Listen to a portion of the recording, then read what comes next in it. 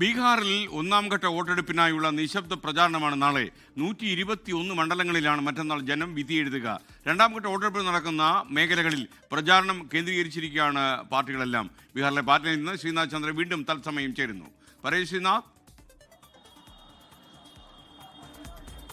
SK ഏതായാലും ആദ്യഘട്ട തെരഞ്ഞെടുപ്പിനുള്ള പ്രചാരണം അവസാനിച്ചിരിക്കുന്നു. ഇനിയിപ്പോൾ നിശബ്ദ പ്രചാരണത്തിന്റെ സമയമാണ്. 18 ജില്ലകളിലായാണ് ഈ 121 മണ്ഡലങ്ങൾ. അതിൽ ഈ തലസ്ഥാനമായ പട്ന അടക്കമുള്ള ഇടങ്ങളിലെ മണ്ഡലങ്ങൾ ഉണ്ട് എന്നത് ശ്രദ്ധേയമാണ്. പ്രധാനപ്പെട്ട സ്ഥാനാർത്ഥികൾ ഏതായാലും മറ്റന്നാൾ ജനവിധി തേടുന്നവരിലുണ്ട്. അതിൽ തന്നെ തേജസ്വി യാദവ് രാഘോപൂരിൽ നിന്നാണ് മത്സരിക്കുന്നത്. മഹാസഖ്യത്തിന് മുഖ്യമന്ത്രി സ്ഥാനാർത്ഥിയാണ്. സാമ്രാട്ട് ചൗധരി മത്സരിക്കുന്നത് താരാപൂരിൽ നിന്നാണ്. തേജ് പ്രതാപ് യാദവ്, അതായത് തേജസ്വിയുടെ സഹോദരൻ മത്സരിക്കുന്ന മഹുവയിൽ നിന്ന്. ഒപ്പം ഈ ക്രമസമാധാന പ്രശ്നമുണ്ടായ ദുലാർ ചന്ദ് യാദവ് എന്ന ജൻസുരാജ് പാർട്ടി നേതാവ് കൊല്ലപ്പെട്ട ആ ഒരു മണ്ഡലത്തിലും ജനവിധി മറ്റന്നാളാണ്. ഒപ്പം മൈഥിലി താക്കൂർ ഗായിക മത്സരിക്കുന്നു അലി നഗറിൽ നിന്ന്.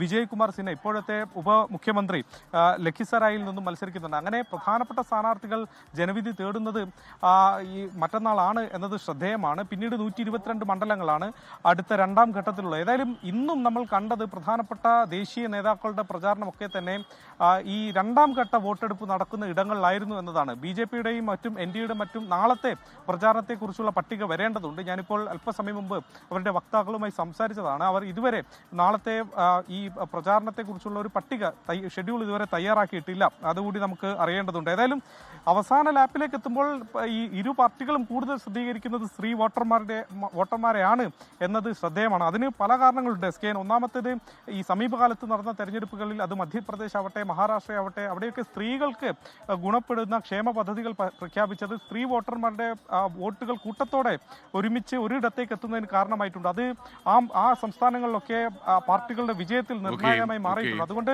ബീഹാറിലും അതേ പരീക്ഷണത്തിൽ തന്നെയാണ് ഇരു മുന്നണികളും ശ്രമിക്കുന്നത്. SK thank you. ശ്രീനാഥ് ചന്ദ്രനാണ് പാറ്റ്നയിൽ നിന്നും നമുക്കൊപ്പം ചേർന്നത്.